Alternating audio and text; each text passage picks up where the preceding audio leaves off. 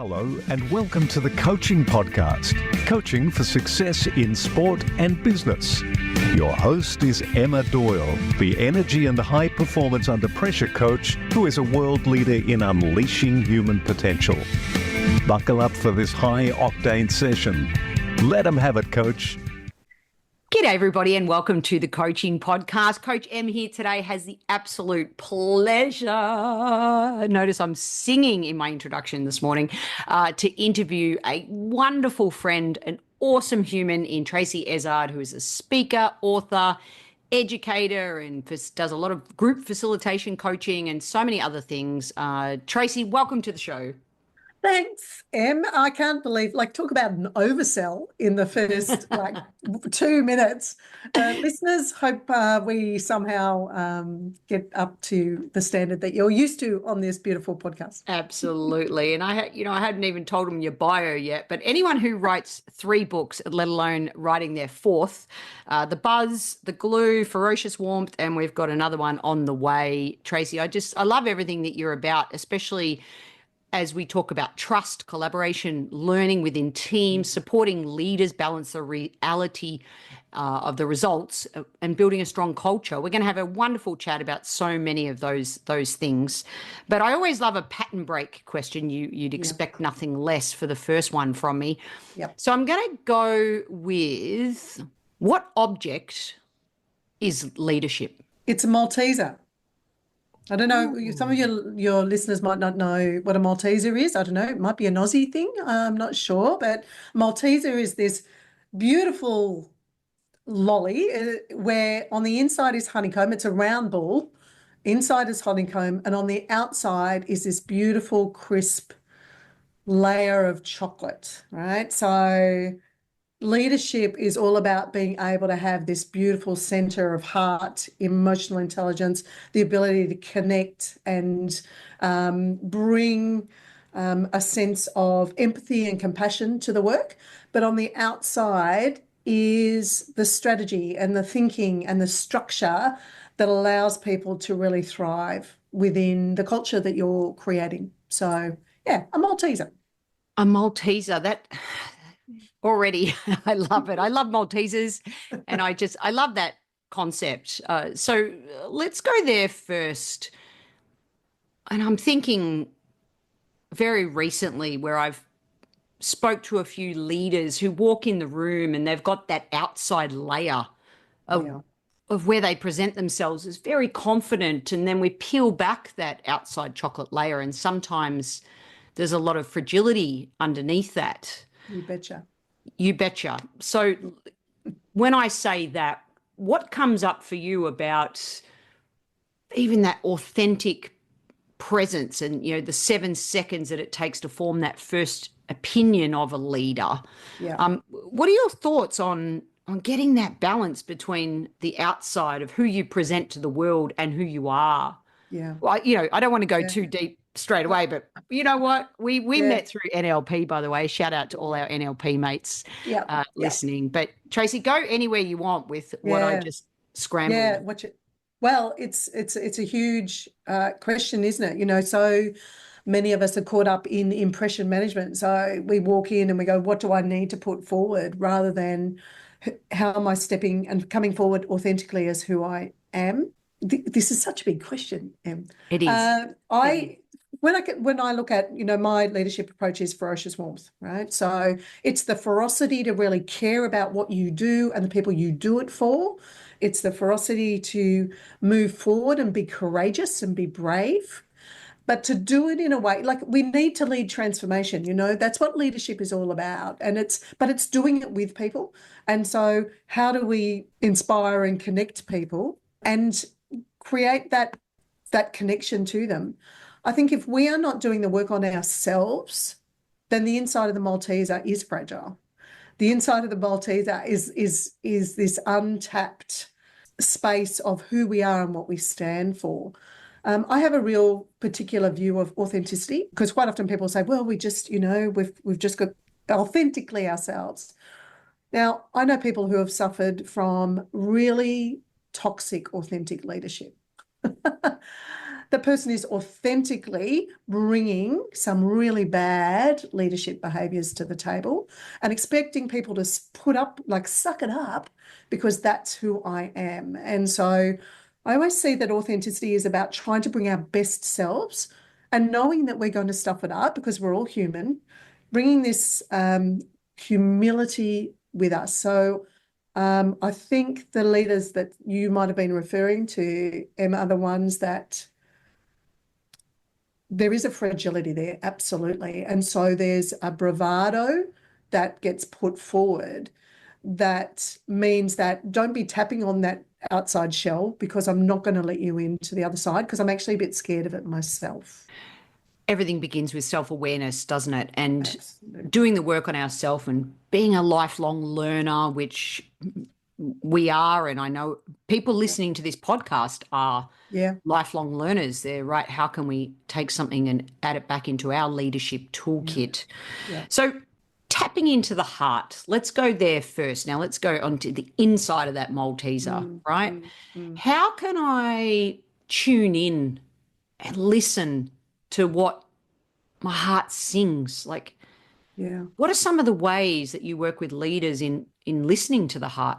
One of the things I love getting them to do, which, it's actually something that one of my coaches got me to do quite a few years ago, Leslie Clue, an amazing woman in New Zealand, just phenomenal in terms of how she gets you to think about yourself. But she would get me to write down on a page and just do imagery or do whatever I wanted that was about my soul loves. So what is it that my soul loves that actually just brings me this joy? When I work with leaders, I get them to talk about what are their joy bubbles? What are the things that the little moments that have actually helped them to really tap into the stuff that helps them to stay centered? It's a very big part of Ferocious Warmth leadership, which is the head and the heart coming together in the right context. But if we're out of balance, if we're disconnected from ourselves, then actually what we're going to be doing is our strengths are just going to become our shadows and we are going to be that fragile self. So being able to tap into our heart work is really being able to sit with the discomfort of identifying where is it that, I'm not fulfilled, or that's not working properly, or I'm feeling discombobulated, or what is it that's going on for me? But just as much that space as looking into what's happening for me when I am in flow. From an NLP perspective, what's in my circle of excellence when I am absolutely at my very best? What are the things that bring me the joy to be able to do the harder stuff? And so I find, that even getting us to think about our strengths is something that a lot of people don't even take the time to do. It's often, from an Australian perspective, can be that tall poppy thing of, I always need to be looking at what do I need to get better at rather than where my strengths are. But I think going there is a good place to start. And there's so many really good tools you can use around that. I often just I've got strength cards. I just get people to share stories.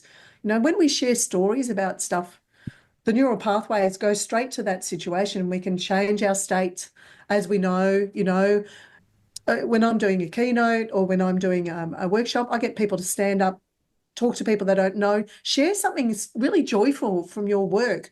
And the energy in the room just goes ballistic, of course. And we get this buzz, funnily enough. That's what the first book was on, the buzz, the energy. But being able to start with that stuff, how do I identify, what's my emotional literacy about how I'm feeling right now? They're all really good little steps forward, I think we can take. And definitely the statistics all back that up. The one I was just reading recently around the quiet quitting and the loud quitting, and only, the Gallup survey was around 20% of the workforce being engaged. Yeah. And on the flip side of that, when managers focus on people's strengths, it improves by up to 67%. So that's, that's backed by that. But I love this story piece of really hitting those neural pathways. So go on, tell us a story of joy in your life. A story of joy. So a few years ago, I found out, 18 months ago, I found out that I had 3 almost blocked arteries and I needed to have open heart surgery. So, the surgeon opened me up like a Coles chicken. Family said, geez, Mum, didn't realise you even had a heart. Everyone was shocked. And a lot of people sort of said, oh, you're the last person we can imagine having to have open heart surgery and triple bypass and all that sort of thing. So because I've been doing a whole lot of work over the years around really making sure I had the supports around me when things go down. How do you make sure you got your safety nets to be able to do it? So, I had my coaches, I've got my really strong relationships with families and friends. I do things that bring me joy. And so I woke up out of the anesthetic and went, I'm treating this as an experiment, right? Because I just really wanted to approach the whole thing in a mindset that was about looking at the possibility and the opportunity of life. So that whole thing, whilst it could have been really traumatic, I actually went, wow, I am still here. I could have dropped dead carrying that 20-kilo luggage that I did in the heat in Perth a week before, but I didn't. And now I've got this souped up, new, improved heart traveling on all 8. So that in itself was, how do I see that with joy? But one of the joys within it was, my bones were really sore because they do all sorts of things to open you up and everything, cut down your blah, blah, blah. And so I was knitting and around the titanium clips and everything was knitting, but everything was, oh my God, sore. And I can remember crying with joy one day when my daughter Layla, who was 20 at the time, so she's 21, almost 22 now, was sitting beside me on the bed or on the couch, I can't remember where it was, and she was massaging me. She was massaging my back, just really gently around the ribs and where the muscles were so sore. And even though I was in pain, it was actually so joyous, like the love that she was giving me. But not only that, I'd learned over the years to accept the love, and that was something in my journey over years of going, I don't need help. I help. Thank you very much. I'm a great overfunctioner. Thank you very much. To be able to just sit there in this moment of love and just be really joyful about it. So I'm pausing for effect just to breathe into that beautiful story. And yeah, just also everyone out there, just keep your health up to date. Go get regular checks. Get your heart checked, have a calcium score. I'd had none of that until all of a sudden my cholesterol went up a little bit and my heart went out a little bit of rhythm. And then when the doctor said, oh, your calcium scores, cardiologist said, calcium scores 301. And I went, oh, is that good? And he said, Tracey, it should be 0. I went, oh, righto, okay. Oh, I love it. Love it. Yeah. All right. Let's go back to transformation. Well, not back to, because that experience is transformational. So thank you for sharing that. You do a lot of work, I know, not just in Australia, New Zealand, and throughout Asia. Especially I want to talk about schools for a moment, if we can, and the amazing work that you're doing with principals and leaders in schools. Just about, I want to talk about what's happening with teaching and education, and what is your work focusing on when you go into these schools? So my work focuses on what's the leadership and the professional cultures that are actually going to help our students thrive in a really complex world. So, but not only that, how do we thrive as professionals? So this is where it translates across all sectors. Do we have a really strong learning culture in our team? Do we have a strong learning culture in the professionals in our organisation? Because if we don't, then what we probably are okay with is just mediocrity, or at its worst, toxicity, right? So, so I go in and work with schools around how do we create a really authentically, you go into any environment, you go into any team, you go into any classroom, go into any executive meeting, and you will hear the language of learners And to do that, to be language of learners, we have to bring this curiosity, this willingness to challenge the status quo.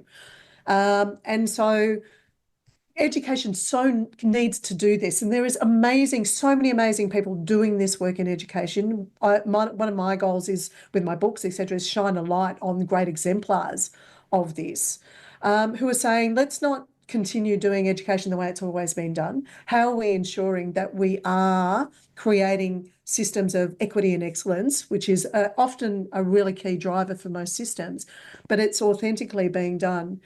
And much of it comes down to what is the quality of the relationships that we have in our teams, in our leadership teams, to be able to do that.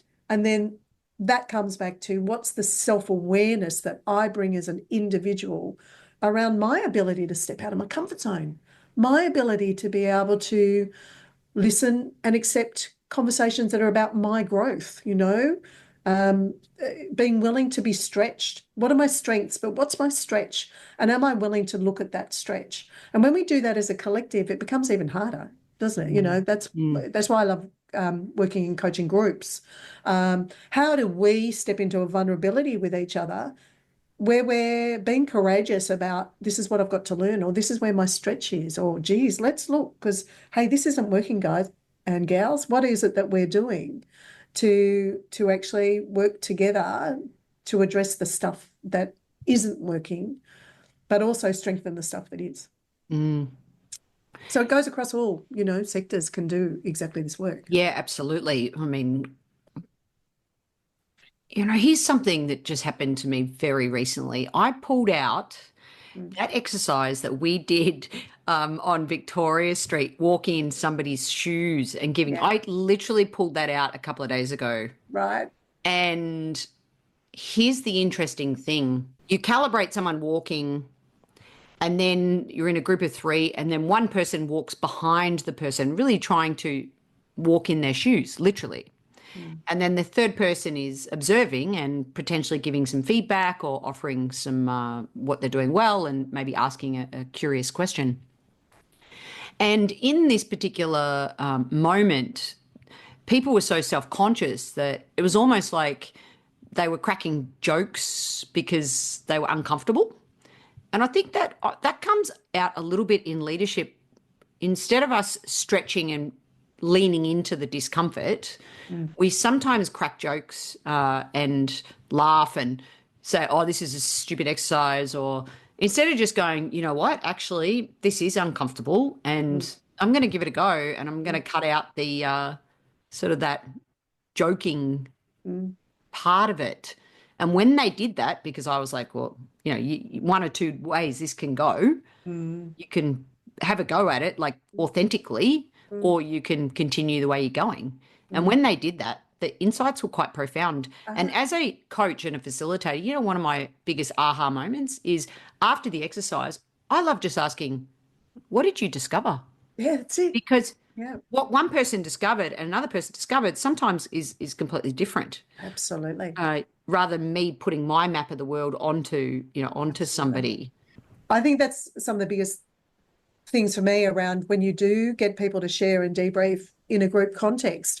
You get these beautiful journeys that you go on that if you had just given the way you see it, they never would have gone there. So it's letting go, isn't it? And I know this is pure coaching 101, but I think it's quite amazing how we go, well, this is what it must look like, because it's the irony of the whole exercise we were just talking about in a way, isn't it? That when we don't ask people, so what do you think? What did you discover? What was your experience? We're actually saying being in your model of the world isn't important. So I think some of the laughing that you're referring to is the discomfort, but I think it's also some people going, well, why do I have to get into someone else's model of the world? What? Why? Like, what does that give me?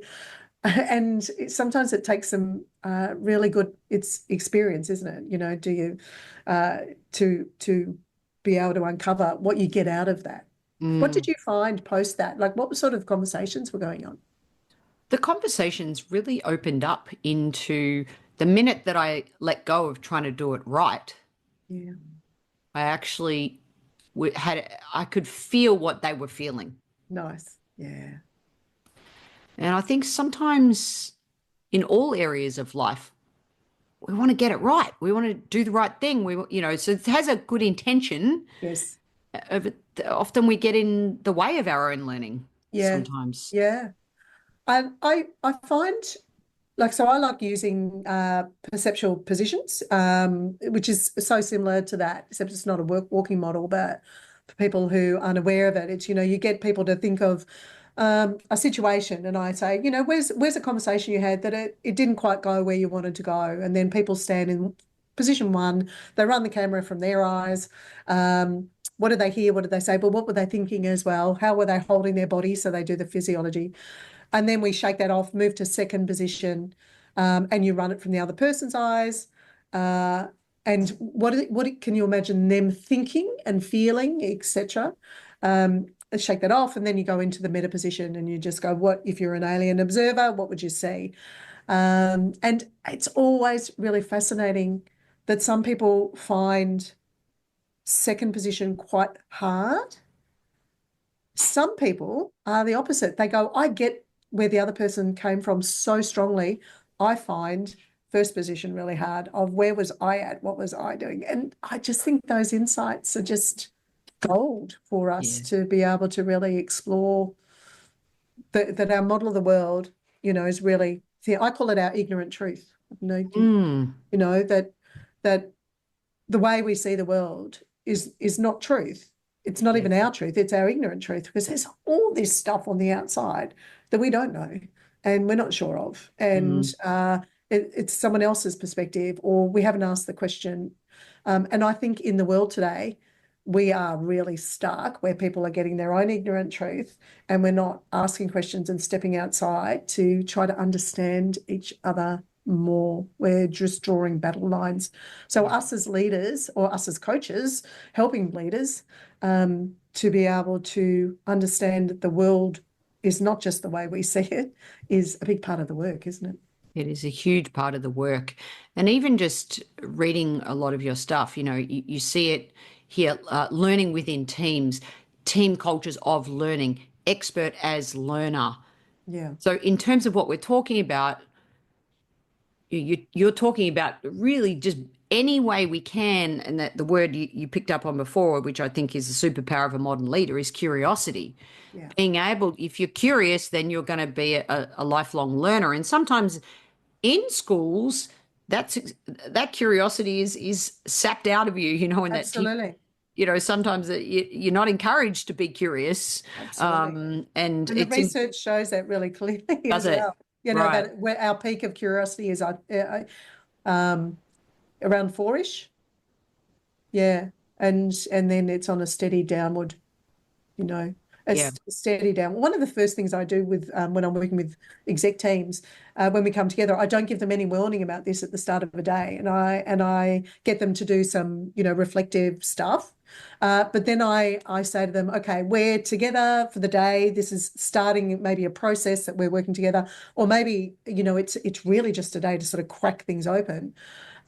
What's a curious question that you have for everyone else in the room about this team or about the work that you do? And then I said, I'm going to give 5 minutes to do, the things, but the questions, we really need to, we're going to collate them together. And because it's a question without notice, people sort of sit there and go, some people find it really hard to actually pose that curious question to others. And some people start writing an essay. And so I have to go, okay, so what I want you to make sure is you truncate all your thinking into a really concise, snappy question to be able to say to your colleagues, I'm going to put it up so it's visible.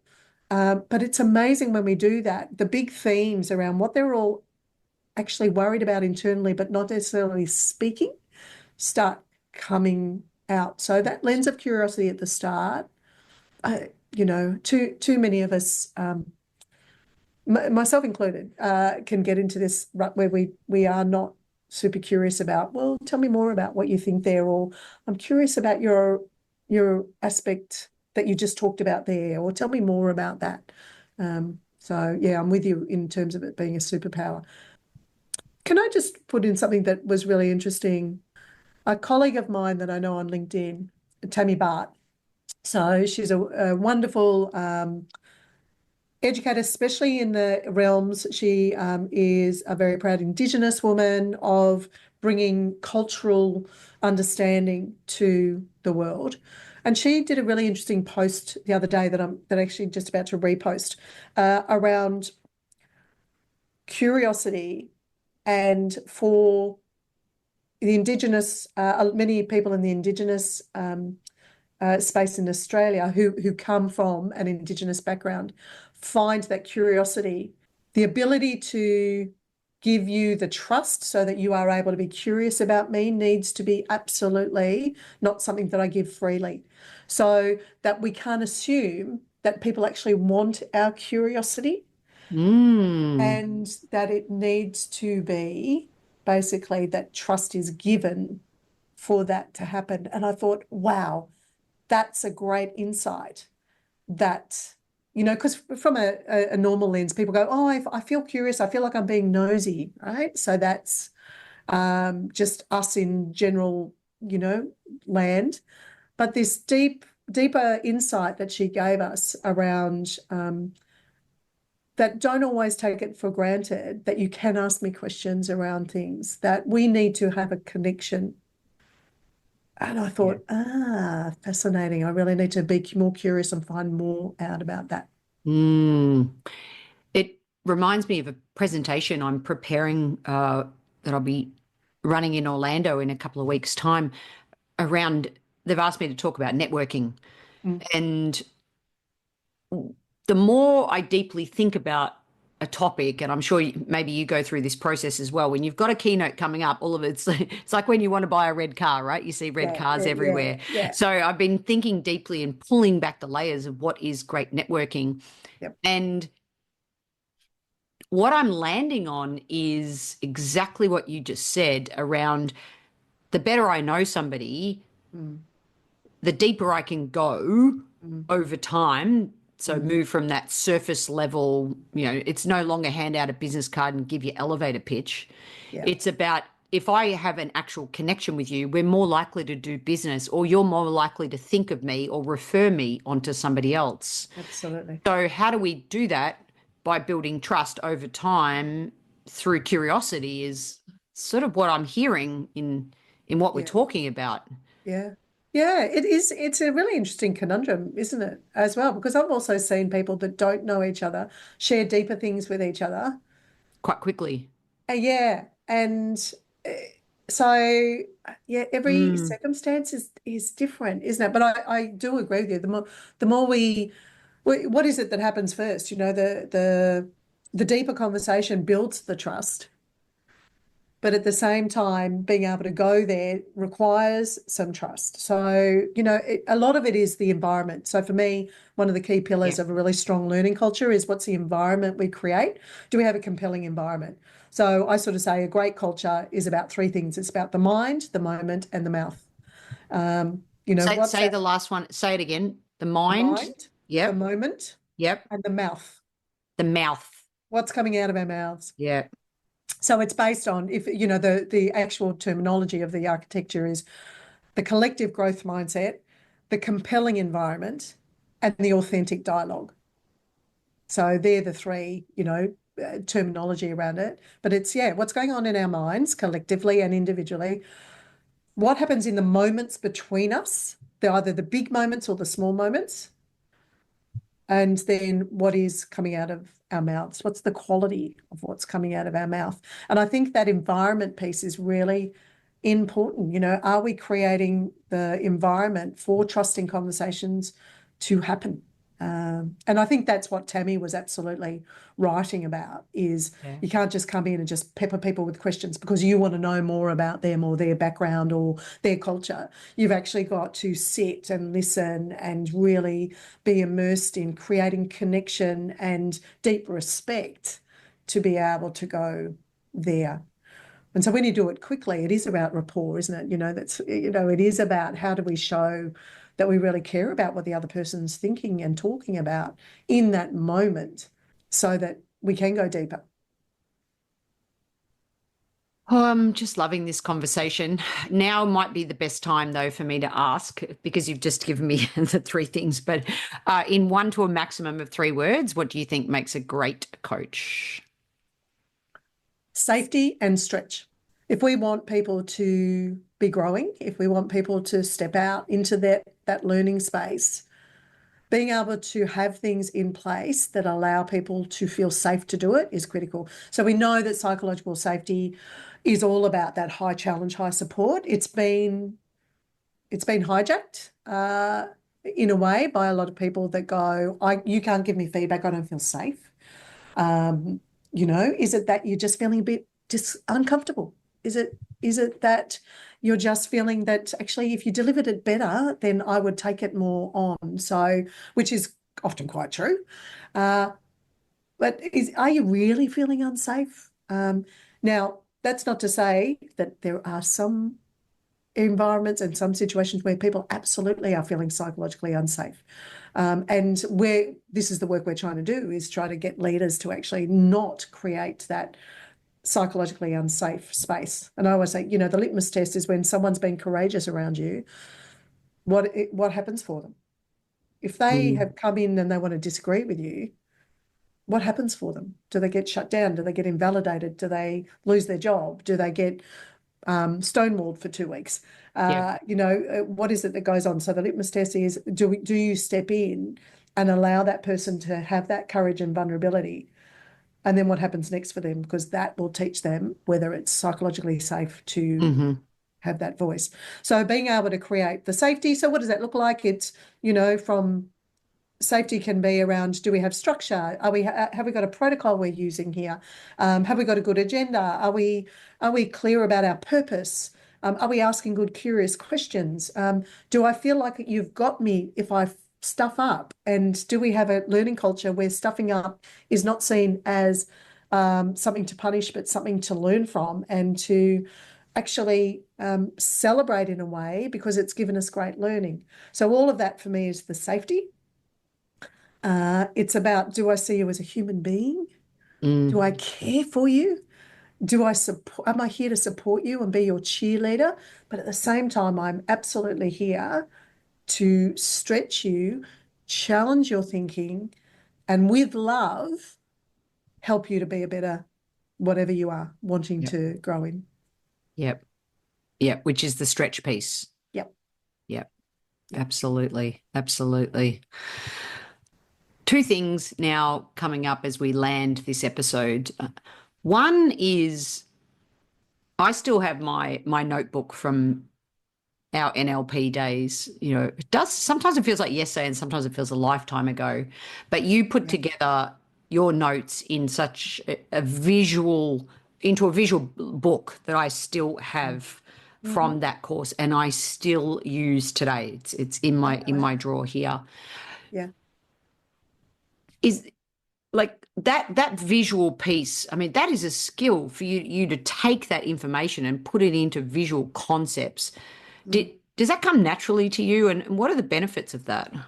No, it absolutely doesn't come natural to me. And the reason I did it when I first started doing this work, I knew that that the general way of 5,000 PowerPoints before morning tea at a font of 14, which is what was going on back in those days, because this was 20 years ago, didn't work. I was fortunate to meet up with someone who was delivering a course that we fell in love with each other. I started doing some work with her when I started my business. Her name's Donna McGeorge, and she's a brilliant facilitator, brilliant trainer. And I started doing some work with her as well as having my own clients. And I've learned so much from her over the years. And she put me onto my first NLP trainer, James Sakalis. And at the same time, we started learning graphic facilitation, graphic recording from over in the States, from Grove Consulting, and from the International Federation of Visual Practitioners. And there's a little posse of us, Donna, Murray Burgess, Lynn Kazali and I, and others. What we started doing was bringing the technology and using it in our work. And Donna brought out a fantastic Lynn Carruthers, who was like a guru in it, and we learnt from her and we started using it all the time in our work. None of us had really ever used PowerPoints. We'd always just used flip charts, etc. And so it's just a methodology that I've built in. I started using it a lot around strategic work, around sketchnoting. So Dan Rome has a great book on sketchnoting, which is really great. But if anyone looks up graphic recording, graphic facilitation, it's really powerful. There's quite a few in that community that do coaching templates that are visual for people to use. I will always get people to see visually what we're creating. So we might do a journey map of what's gone on. I just did this on Monday with an exec team. Let's look at the last 5 years of the organisation. What are the big goals? What did we learn out of it? What were the big strategies? What were some of the really impactful people? And when we see it visually, it just does amazing things for our brain. So that's where it came from. Yeah, it's quite amazing what you do. And open door coaching, Natalie Ashdown does a great job as well. Just the different modes, isn't it, or modalities for us to maximize that learning environment, which really came through very strong in this episode. And I guess from a tennis perspective, I love the title of your new book, Bounce Forward. So I thought you would. Yeah. Can you please share a little bit about what's to come and what's next for you? Yeah, thank you. I'm right in the middle of it. And so these sort of conversations are always great when you're writing a book, because it really helps to crystallize some of the things that you're thinking about and that you're being asked, or that your insights and things. But so it's about anti-fragile cultures. It's about cultures. So anti-fragile is a term that was coined by Nassim Taleb. He wrote a book of the same name. And it's all about systems that get stronger through the stresses. They don't fall apart. It actually gets stronger. And if you go over to the coaching, I'm sure there's so many analogies you could make, Emma, around, the way you hit the ball. So it's an anti-fragile stroke, not a fragile one. And the difference between fragile, the opposite of fragile is not resilient. So that fragile is it breaks. The opposite is it doesn't break at all. It gets stronger. Whereas resilience is, if you think of, is about bounce back.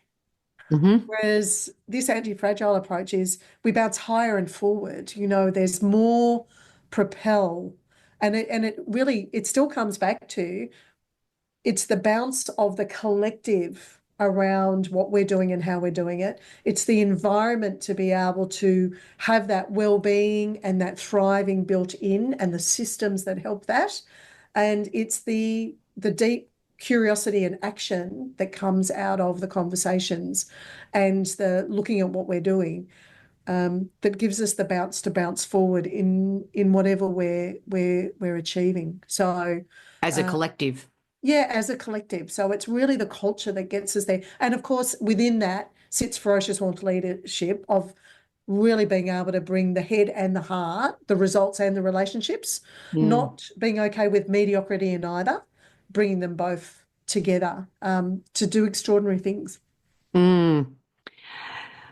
Well, Tracey, you and I could talk forever, of course. We didn't even touch on you riding Harley Davidsons and ex-recorder player and owning a bar in Indonesia. But maybe you might have to come back on the show, because honestly, I'd love to even watch you facilitate one day. It's an honor and a pleasure, just with love and kindness in my heart, and balancing my head of thoughts around telling a story about what makes your soul or what brings you joy. Everybody listening to this, share a story within the next 24 hours that brings you joy. Be curious, park your ignorant truth, or have it be more in your conscious awareness. And remember, a strong culture is all about the mind plus the moment plus the mouth, for us to be able to be ferocious leaders with warmth. Anyway, I'll stop there. Great synthesis. With my summary, I think it was a beautiful Malteser episode, and I truly appreciate you, Tracey. Thank you for being in my life. Emma, you bring joy wherever you go. Every time we interact, there's just joy and energy. I just get so much energy from talking with you. I would love to come on this podcast again and interview you, actually, because I think that your brilliance and wisdom in the world is extraordinary. And so there you go. I'd like to introduce. You've heard it. I think that might be a real possibility. So thank you, coaches, for listening and always staying curious. The Coaching Podcast is sponsored by Transition Coach for Athletes, a global coaching, mentoring, and US college sporting scholarship placement service. The service helps athletes navigate the often challenging world of choosing your best college fit while maximizing sports performance. Visit www.transitioncoachforathletes.com. If you enjoyed this episode, please leave a rating review on your podcast listening device. And don't forget to tell a fellow coach about the show. The ball is in your court to take action and enjoy your coaching.